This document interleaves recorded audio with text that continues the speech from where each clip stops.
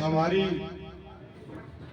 ये बाम्बेश्वर इस बांदा की धरती पे जो अलग जगा रहे हैं, तो मैं इनके त्याग के लिए, इनके परिश्रम के लिए और इनके अंदर जो आजकल मैं ये देख रहा हूँ कि लोग अपने घर परिवार को इतने दिनों तक नहीं छोड़ सकते, लेकिन दो चीजें मैं देख पा रहा हूँ। मैं इनको बहुत बधाई देता हूँ, नमन करता हूँ, अभिवादन करता हूँ कि शास्त्रों में दो चीजें कि गुरु बिन होय की ज्ञान, अज्ञान की होय विराट बिन। या तो अपने इस जीवन रूपी समांगण में आगे बढ़ने के लिए अच्छा गुरु मिल जाए तो कहते हैं ज्ञान हो जाता है, हम आगे बढ़ सकते हैं। दूसरी बात, त्याग। त्याग किसी भी व्यक्ति के जीवन में एक तपस्या का मंत्र लेकर के आगे उभरा करता है, और जब किसी व्यक्ति के अंदर ये त्याग की भावना आ जाती है तो फिर वो अपनी ऊंचाइयों को छूने में बहुत ज्यादा टाइम नहीं लगा करता है।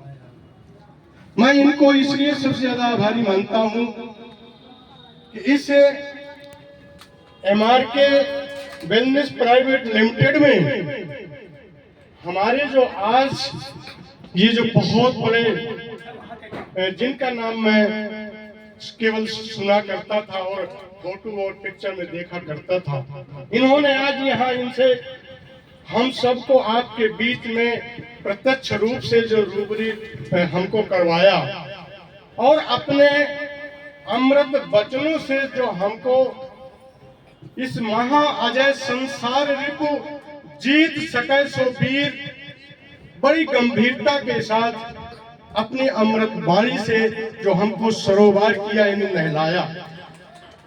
हम सबसे पहले आभारी चूंकि पप्पू खान जी के, कि अगर इनका यहाँ पर बांदा की धरती में आगमन नहीं होता तो शायद ये जो इतने अच्छे जो सबको साथ लेकर के एक ऐसे मिशन के साथ सामने आए हैं कि सर्वे भवन्तु सुखिनः सर्वे सन्तु निरामया, इस भावना से प्रेरित होकर के इस अपनी वेलनेस कंपनी में सभी स्वस्थ हो, सभी निरोगी हो, सबका कल्याण हो। मैं इसलिए इनका भी बहुत आभारी हूं जिन्होंने अमृत वचनों से हम सबको अभिषेचित किया। हमारे कश्यप जी को मैं बहुत सुनता रहता हूं और मुझे बड़ा अच्छा लगा, क्योंकि आप जानते हैं कि व्यक्ति के शरीर के अंदर मन एक होता है। तो अभी तक हम आपसे बोल चुके थे कि हम उस लाइन पर थे, एक समाज के मुखिया बने थे। तो चूंकि यहाँ से 8 बजे चलते थे, 10 बजे पहुंचते थे और 5 बजे चलते थे, तो यहाँ रात के शाम 7 बज जाते थे और कुछ शरीर की भी व्यवस्थाएं होती है, थक जाते थे। फिर हम भी सोच लेते चलो भाई आज नहीं तो कल।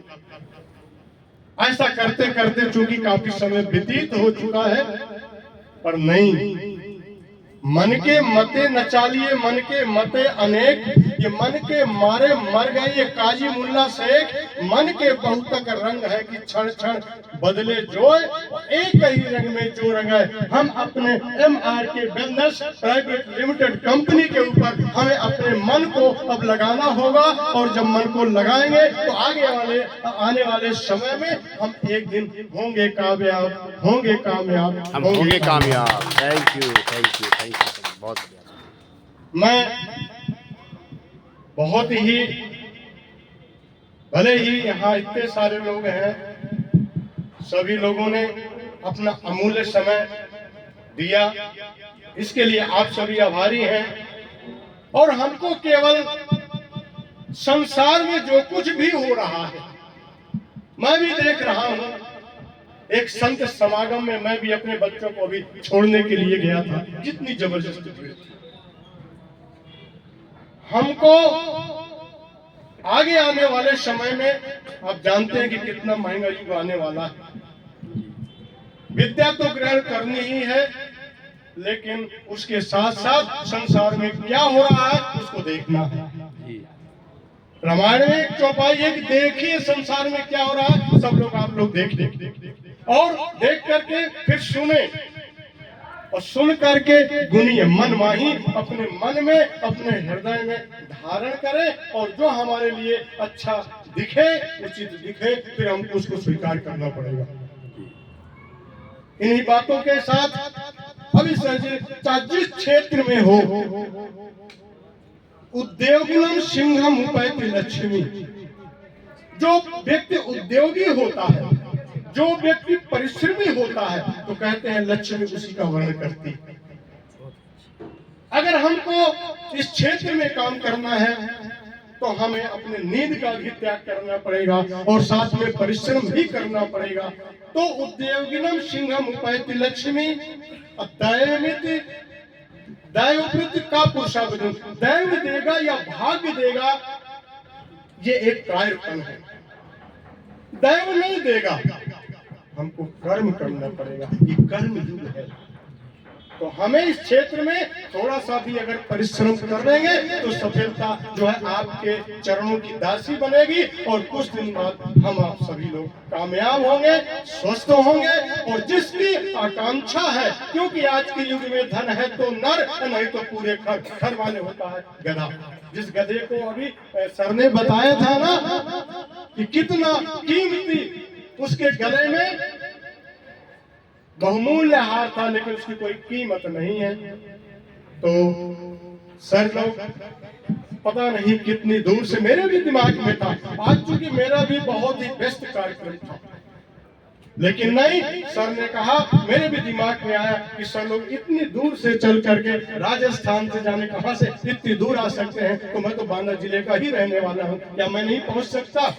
मैंने अपने आप से प्रश्न किया और यहाँ तक के आने का एक बेस बनाया। लेकिन अब बेस भर नहीं बनाऊंगा, मैं इस पर निवेश भी करूंगा।